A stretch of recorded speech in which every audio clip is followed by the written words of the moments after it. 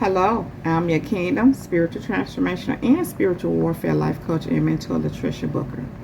And I'm stopping by to tell you that your enemies think that God is a joke.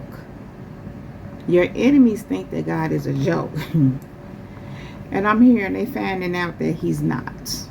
And so I'm going to lead this message with Isaiah 5, verses 18 through 19. And it says, "What sorrow for those who drag their sins behind them, with ropes made of lies, who drag wickedness behind them like a cart.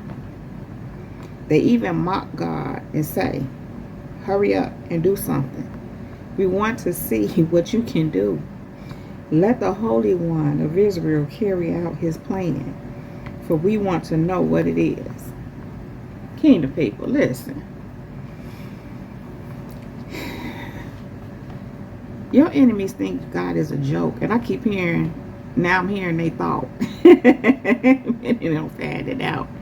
He's not a joke. But even though they learning He's not a joke, they still keep playing. Kind of like what this scripture speaks of. It say in verse 19, they even mock God and say, listen to this, hurry up and do something. Kingdom people, when I read this, God gave me this message. He said, your enemies think I'm a joke. Because they waiting on them to do something. Actually, and some do mock them just like that. But actually, because so many people have been getting away with so much for so long, they don't think nothing can be done to them. And so in some ways they do mock God, like, oh, ain't nothing gonna happen to me.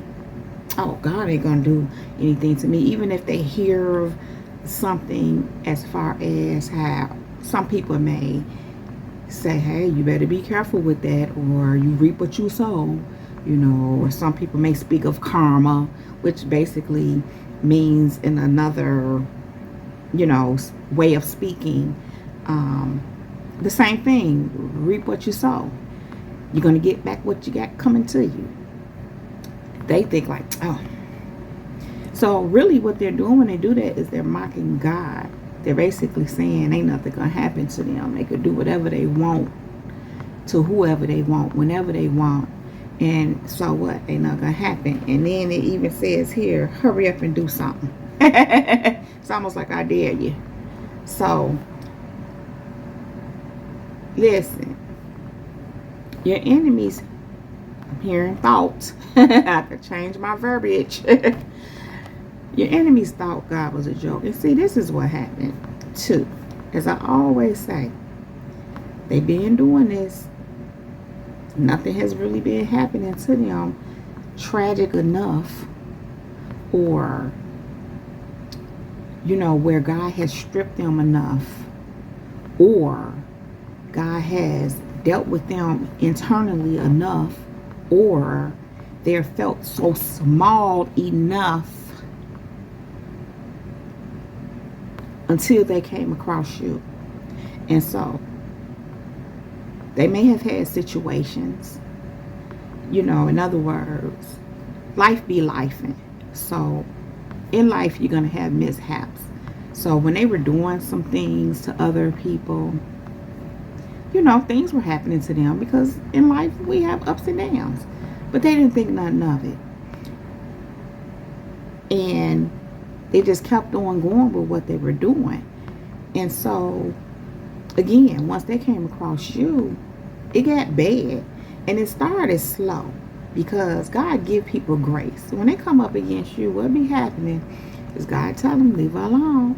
They start to see your resilience. They start to see that what they're doing is not affecting you. And if at one point it was, it don't anymore.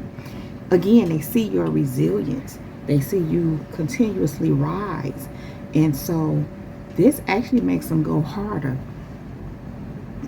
Simultaneously, while God is saying, leave her alone, leave her alone, leave him alone, that one is mine. And so their pride won't let them stop. They're being adamant to win, because they have this thinking that they want to win. They don't want to feel defeated. Again, they've been walking around moving and bothering people for a long time. And so even if they, caused some people some serious problems and they moved on with their life, they feel like they really didn't pay for what they've done. They didn't get any consequences like that. Even if they had some little mishaps, they were able to recover and still be okay. But with you, they can't recover. They can't be okay, because you are the one that God used to pretty much shut them down. Kind of like the scripture say, hurry up and do something. Well, God is hurrying up and then doing something, even though it took him a long time to really do something. And so I want to go back to how I said, what happens is God began to deal with them internally. And see, a lot of these people walking around with all kind of insecurities, jealousies, if we just gonna call it what it is, wickedness, and they seem to be able to get back, because what a lot of these people are narcissists. And let's keep it 1,000. Narcissists are just people who inhabit demons. They work for Satan. Satan used their narcissism, their insecurities, jealousies, and it just goes really deep. I'm hesitant because when I said insecurities and jealousy, it just, what came over me is, it is that, but it's really deep, which is how they became narcissists. And see, think about it in this way: when narcissists become narcissists, pretty much need to control. They need to dominate. They need to have power over, and that comes from a sense of being powerless, feeling really intimidated and small and insecure, and they need a lot of validation. And so part of the way they feel like they get that is by being able to have power over someone else. Now here's the kicker: Satan has power over them because of that need, because of their lack, if you will, because of that desire to have control and power over. And so Satan ultimately uses that need to use them towards people, including you. I'm hoping that makes sense. And so what happens is, because they're being able to get by, remember, narcissists for the most part, they feed off of other people. They're energy vampires. They don't have any life force within them at all. They're literally walking deads. And so they're zombies. They feed off of others. They need others to survive. Unlike you need God to survive. They need people to survive, particularly people with a life force, but they'll take whatever. But once they come across you, they go ham on you, because you are the life force. They can have 1,000,000 people sitting around them, 1,000,000 people in their life, 1,000,000 people, whatever. But they get their eye and they focus on you so hard because you have the life force. You have something that these other people around them in their lives don't have. And you may think, or maybe not, maybe you don't think this, where there are other ones like you around. Well, God usually don't send these kind of people another you. You were the one. You. He don't send another one, because look at what they did, try to do to you. And many a times, even with narcissist kingdom people, God will send you to help them up out of that, to help them get some deliverance. But they do the opposite with you. They try to tear you down, and it is their nature.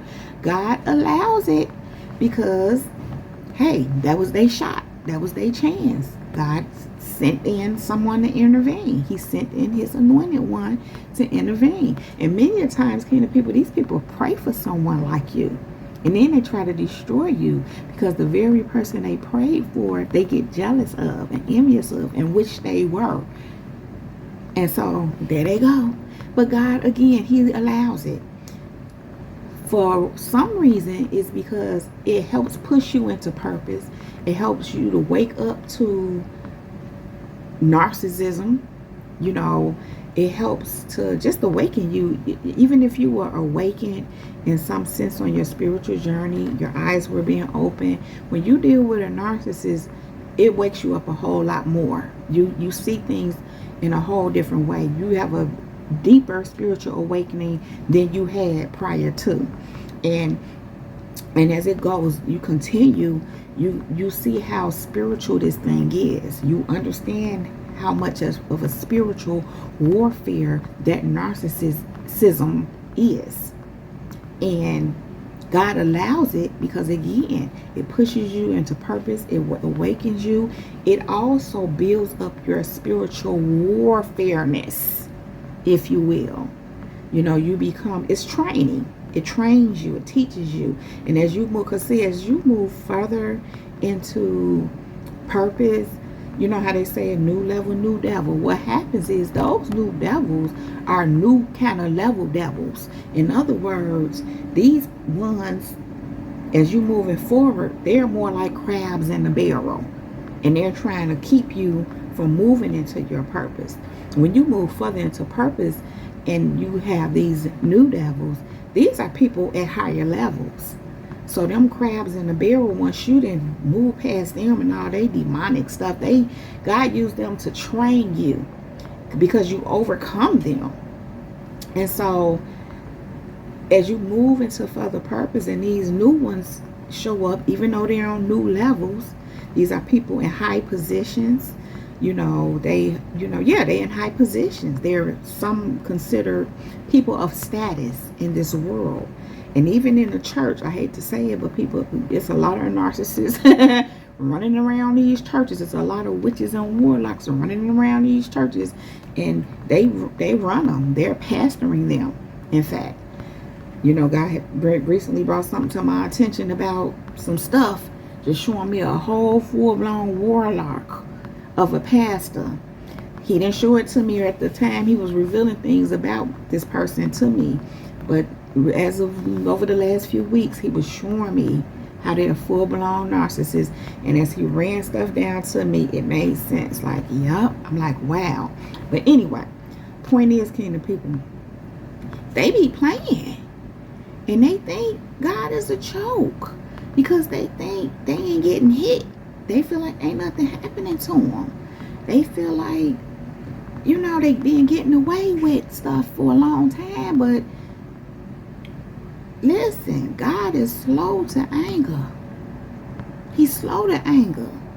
He give you chance. His grace. He give people grace. He give them a chance to repent. That grace doesn't mean keep going. And many a times, kingdom people, God will show people themselves. Now, if he speaks to them personally and they're not listening and they keep going in their dark ways and their warlocky and witchy ways, he'll bring correction through a person. And many a times, unfortunately, when they don't correct themselves, they start going in on the person that God is using to bring correction, because he's trying to set them on the right path. And so I'm talking about even witches and warlocks. I'm talking about them too. God is a gracious God. He wants them to come from up out of that too. It's the problem comes in when they keep going, which goes back to hurry up and do something. That's basically what they're saying to God. Hurry up. What you gonna do? Listen, going back to verse 18. What sorrow for those who drag their sins behind them with ropes made of lies, who drag wickedness behind them like a cart. They marching on and moving on, carrying all this sin, all this wickedness like a cart. They got a whole cart full of wickedness. And they use it on, I want to say you, but they use it on people, period. And I just keep hearing, I'm not even trying to go in, but I keep hearing in so-called people of God. Listen, many people of God, so-called, I'm going to say so-called, because they're not really people of God. I guess they could be, because if God called them, and they kind of started off on the path and got besides themselves and let Satan take them over. And I'm hearing due to pride. That gets you every time. And I'm hearing pride before fall. Pride before destruction, actually. Haughtiness before fall. And that's what they get, haughty. What you gonna do, God? Hurry up. Pretty much. If God is saying something and speaking and trying to show you this way and you still going, they basically like, what you gonna do, God? And then God show them. And then it's all poor me. These kind of people love to share their woes. Oh, I'm going through this and this happened, because they want people to have sympathy for them. Even empathy. You know, to make them feel better. These people like to be coddled. They like their feelings to be coddled. I just heard they punks. They weak. How you walking around here letting the devil? But that's how that's actually, now that I'm thinking about it, anybody letting the devil use them like that is weak. Because how you letting the devil use you like that? I am of the mindset, and my disposition is, the devil ain't getting ready to be using me like that. Because I ain't weak. I ain't just finna give in to the devil. Bump pride. You understand what I'm saying, kingdom people? I ain't got time for that. And that doesn't mean I haven't had to be corrected on things. I haven't had to be humble at one point in time in my life. But now that I know and I get that, my prayer is, God, don't let me ever get off on the wrong track and get to acting like a lot of what I've seen and what's being shown to me. You know, when I have mentioned that, the few times that I've had, especially as of recently, God have said to me, you won't. He said, you won't. He's like, you ain't getting ready to get sidetracked and get caught all up. But I still pray that prayer, because I'm human, But God says, because you're mindful of it, you know you don't want to do that. It's kind of like being prepared now for what's coming, so that when God get me to some better places that's coming, moving me into better positions overall for him, for his purpose and for his glory, I won't get sidetracked. He's showing me things right now because I don't want to be a lot of what I see. So because of that, and my heart, I'm just getting that my heart is for God, the devil ain't finna come up in here and sidetrack me, because I know first of all whose call and purpose I'm on, and it ain't mine. I ain't calling myself or purpose myself to nothing. Well, I had some plans. But God's plans took over, and if I be real, a lot of certain plans that I had or dreams that were in me, visions, came from God. He just had to orchestrate it in a way so it could fulfill his purpose. He had to just get me in alignment with not just the fact that this is his call on my life, that he's the one to help me to carry it out. So I had to follow his lead. So, I guess in that sense, I didn't have no personal plans of my own. Well, some ways possibly. And they just had to be fine-tuned to fit his plans. I had to give up whatever I had that was not of him, give it up for him. And I've always been okay with that, because I have this thing where I'm like, I want God. I want what God has for me. I want to do his will. I ain't trying to be out here doing my own thing and I'm my own person. I'm puffed. No, I don't even want that. I want God's ways. I want his will. I want him to be the lead. I want him to have the glory, because it ain't me. I don't want to get the recognition, like in a sense of, like it's me. No, all glory be to God. When it's going back to when, you know, and I have to just say it like it is. When I get to some of where God is taking me, and I say some of because I don't want to say when I get to where God is taking me, because he can take you here, but then he got some more for you. He gonna take you somewhere else too. You see what I'm saying? Because he's constantly building you and expanding you. But my point is, when I've gained some traction and God places me in a certain place, I'm gonna remember it's God. I'm not finna lose sight. Mark my words.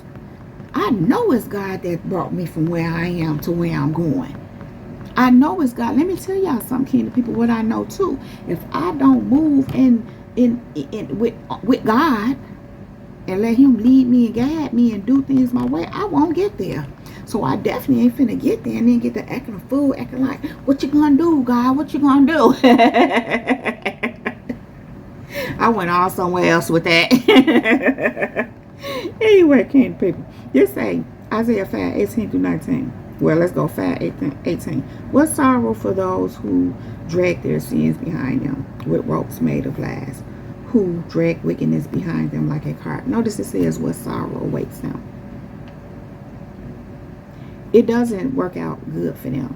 And while your enemies thinking God is a joke, again, God, he said, what sorrow awaits them?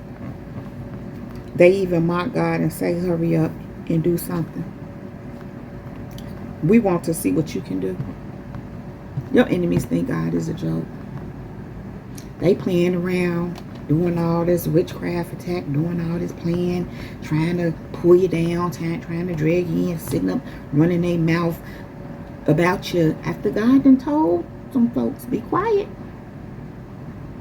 Now, some of them do end up being quiet, but it's after they have been made to be quiet, not because they were told to be quiet and they followed instructions, but they were made to be quiet. Sometimes they be quiet because they got egg on their face, because they done did all that talking about what you gonna do, God, what you gonna do. Because when God say be quiet, or whatever God say do, and you still going, not following his instruction, that's the same thing as saying, what you gonna do, God? Show me what you gonna do, what you got. And then when God show them what he got, that's when they're walking around looking like a lost puppy. And sometimes they looking to you for help. Some don't look to you for help, but wishing they could come to you for help. But they know they can't because of all of what they done. But sometimes these people think they still can run game on you. In other words, they know your heart. So they think they're going to come, oh, well, I made a mistake. And they did. But it's beyond a mistake, because a mistake is doing something you don't realize, you know, and then when you learn, you stop. That's a mistake. No, these people keep going, because they up in God's face like, hurry up and do something. So that's different. But they'll still try some too prideful too. And I'm to try you. And I'm okay with that. Not the pride part, but like, go ahead on somewhere with that. I feel like you made your bed, lie in it. And if you want to get up from it and do better, do that. But do that over there. Now, I have heard where sometimes God had this thing where, I say God had this thing where he'd be like, people have to make it right with you. I have this thing, maybe I should say. Well, I'm like, God, let them make it right with you. Because certain people, I don't want to have nothing to do with. I ain't even tripping. Just go, let them go on with their life and get their life right with God. Whatever it was with me, listen, I feel like they don't need to make nothing right with me, because I'm right with me. Me and God right. So I'm good. But see, I can't override what God is doing. But even in that, let's just say, you know, somebody do need to come and make something right.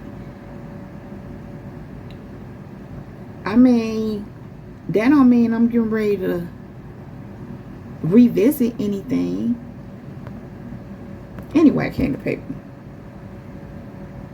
And that's the thing is, that's not even what it's about. But you know, some people want to come and make it right with you so they can get in your good graces, so they can benefit off of you, so they can get, because you're good, kingdom people. We already know it. These people recognize that you probably, for some of y'all was the best thing that ever happened to some of these people, and they completely mishandled it, and went farther than mishandling it. Like I said, some of these people didn't listen.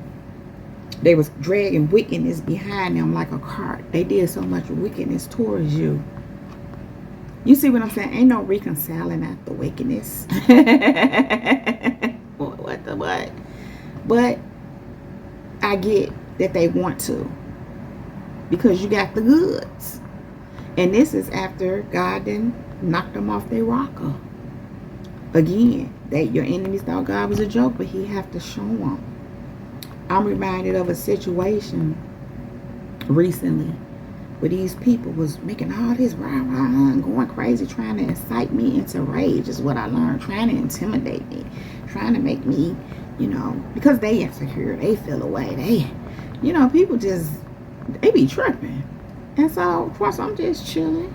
Y'all know me, I be slagging and skating and just chilling. Like, for real. And I was unmoved. They did all that. And then everything just plateaued. Next thing you know, God's showing me they depressed. I said, I bet. They did all that just to end up depressed. And that's that God, that the consequences being an internal thing. Because you can't, I used to tell a young lady this, I would say it to different people. This one particular young lady, I used to say this to all the time.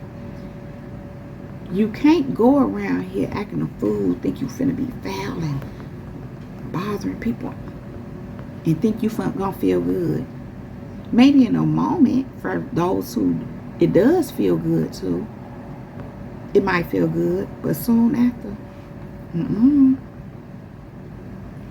And that's why some people need other people to distract them from what they're really feeling inside. They're always on the phone. They always got to have somebody around. They're just really, you know, codependent as well. But they have to distract themselves from that feeling. They have substance abuse issues, trying to, you know, escape. You know, it's escapism, trying to escape what they're feeling. And, yeah, acting a fool, and then you do all that, and then you feeling horrible inside. And that's a, you know, hurry up and do something. That's a God hurrying up and doing something. He allowed, in that situation, I'm not saying that, you know, all situations when that's happening to someone that's where it stems from. But I'm saying in these instances, yeah, when they done with all that, they feeling horrible. Sometimes that's part of why they have to recover, then come back for some more, because they trying to make themselves feel better. Two, because they still feel bad about where they are, who they are, and who you are.